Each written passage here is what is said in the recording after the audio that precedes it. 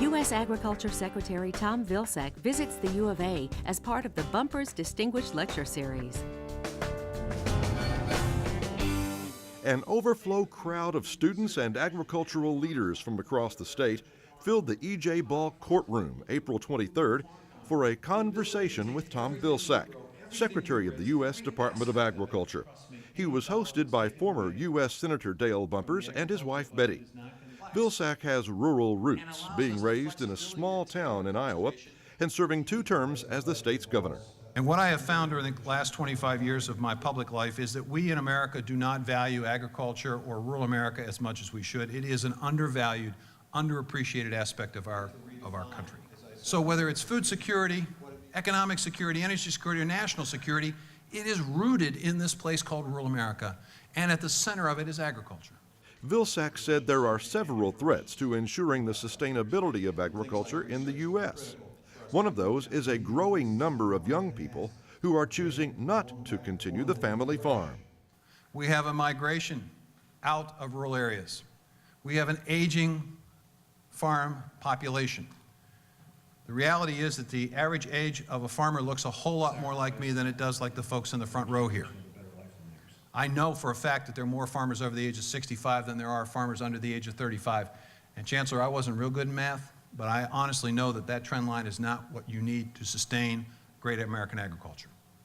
We've got to be able to make the case to young people that there's opportunity here. Vilsack said a vehicle for this is a beginning farmer program included in a new comprehensive 5-year farm bill. Farmers are currently working under a 1-year extension of the 2008 bill, which expires September 30th. Arkansas Farm Bureau President Randy Veach had an opportunity to meet with Vilsack during his Arkansas visit and stressed the needs of Southern agriculture. We expressed to him the need to have one that recognizes commodity and regional differences, and how that some of the areas in the South, and especially in Arkansas, some of our commodities, crop insurance is not a viable safety net for them, and we need a better safety net.